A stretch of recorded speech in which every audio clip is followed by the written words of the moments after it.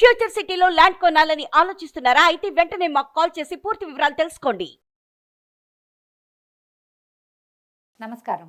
కార్తీక పురాణం 10వ రోజు పారాయణలోకి వచ్చాము. ఈరోజు కార్తీక సోమవారం. యావచ్చక్తి ఎవరెవరు ఎలా ఉండగలిగితే అట్లా పగలు ఉపవాసం ఉండి ఏదైనా పలహారం చేయొచ్చు, లేదా పళ్ళే తిని ఉండొచ్చు, పొట్టిగా నీళ్లు పళ్ళ రసాలు లాంటివి ఏదైనా తీసుకుని ఉండొచ్చు.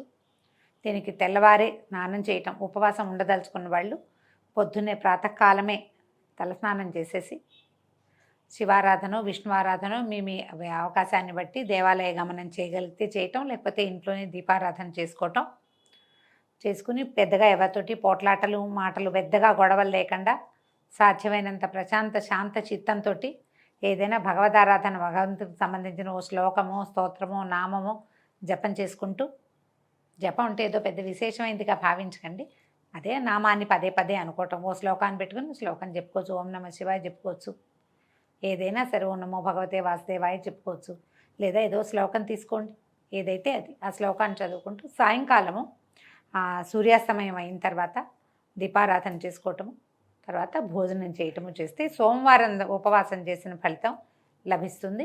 మీ అవకాశాలు, దేవాలయంలో దీపారాధన చేసి రావచ్చు, ఇంట్లోనే దీపారాధన చేసుకోవచ్చు, ఎవరి అవకాశాన్ని బట్టి వాళ్ళు చేసుకోవచ్చు. ఇప్పుడు మనం పురాణంలోకి వద్దాము.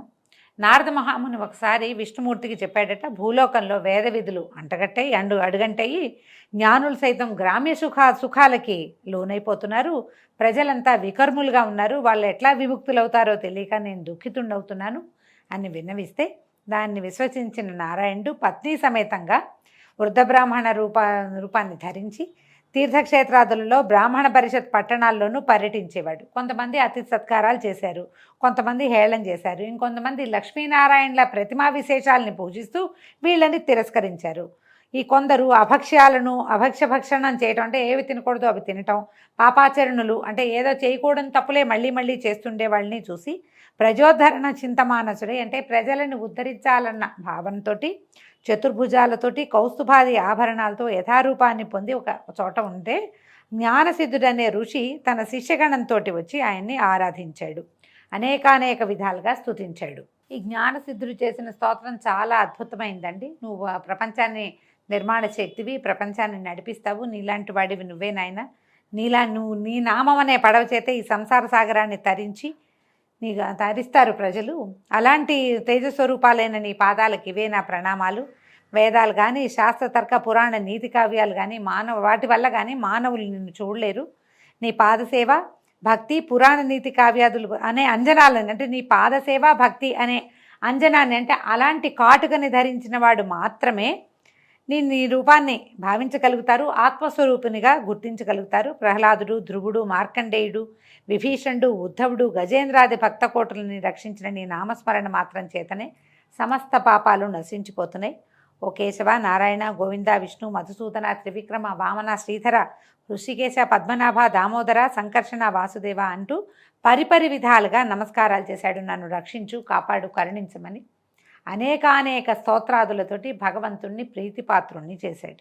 ఈ విధంగా తెరిపిలేని పారవస్యంతో తనని స్తుతిస్తున్నటువంటి జ్ఞానసిద్ధుణ్ణి చూస్తూ భగవంతుడు చెప్పాడట, నీ స్తోత్రానికి నేను సంతోషభరితుడయ్యాను, ఏం వరం కావాలో కోరుకోమన్నారు. అనేసరికల్లా ఈయనంటున్నాడు జ్ఞానసిద్ధుడు, జగన్నాథ, నీకు నా యందు అనుగ్రహమే ఉన్నట్లయితే నాకు సాలోక్యాన్ని అంటే వైకుంఠాన్ని ప్రసాదించమని కోరుకున్నాడు జ్ఞానసిద్ధుడు.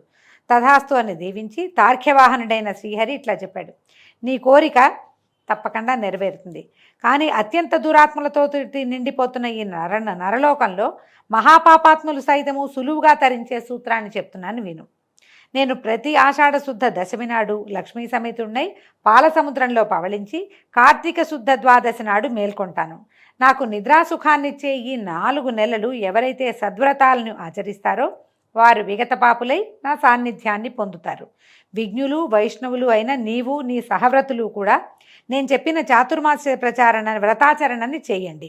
చాతుర్మాస్య వ్రతాచరణ శూలులైన వాళ్ళు బ్రహ్మహత్యాపాతక ఫలితాన్ని పొందుతారని తెలుసుకోండి. ఎవరైతే చాతుర్మాస్యం చేయరో వాళ్ళకి బ్రహ్మహత్యాపాతకం వస్తుంది.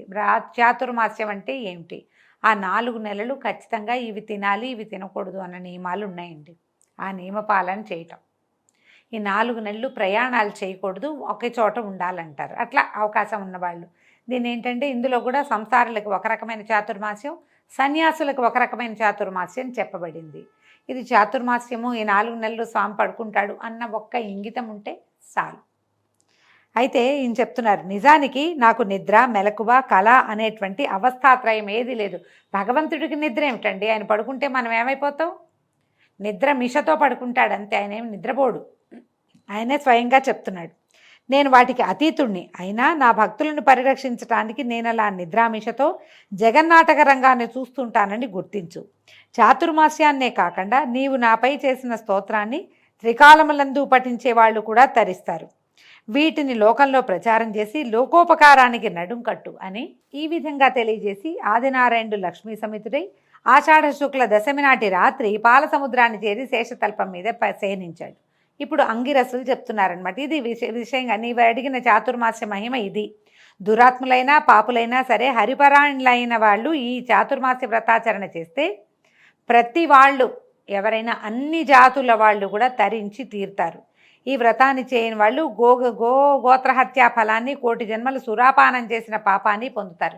ఇప్పుడు చూడండి, సురాపానం చేసిన వాళ్ళకి పాపం వస్తుందని చెప్తున్నారు.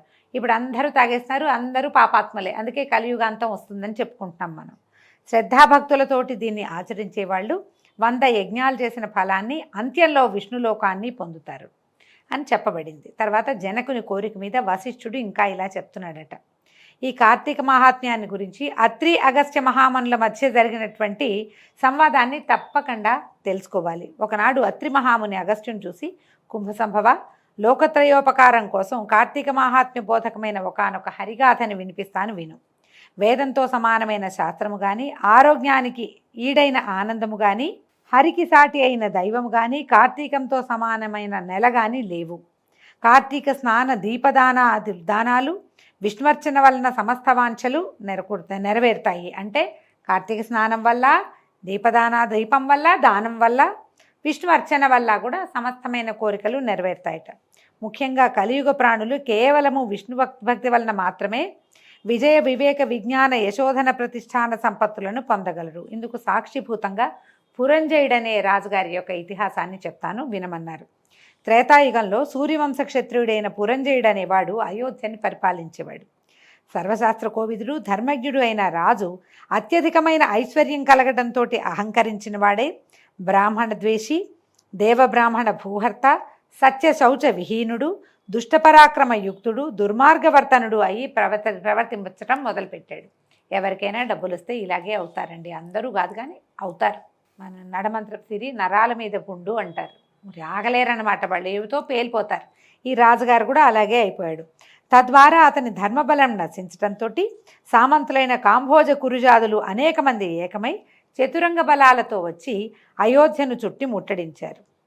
ఈ వార్త తెలిసిన పురంజయుడు కూడా బలమదయుక్తుడై శత్రువులతోటి తలపడేందుకు సిద్ధమయ్యాడు. పెద్ద పెద్ద చక్రాలున్నది, ప్రకాశించేది, అనేక రంగుల జెండాలతోటి అలంకరింపబడింది, ధనుర్బాణాదిక శస్త్రాస్త్రాలతో సుసంపన్నమైనది, అనేక యుద్ధాలలో విజయం సాధించింది, చక్కని గుర్రాలు పూంచినది, తమ సూర్యవంశాన్వయమైనది అయినటువంటి రథాన్ని అధిరోహించి రథ గజ తురగ పదాతులు అనబడే 4 రకాల బలాలతోటి నగరం నుంచి వెలువడి చుట్టుముట్టిన శత్రు సైన్యాల మీద విరుచుకుని పడ్డాడు. ఈ విధంగా 10వ రోజు పారాయణ పూర్తయిందండి. రేపు ఉదయం 11వ రోజు పారాయణతోటి మళ్ళీ కలుసుకుందాం.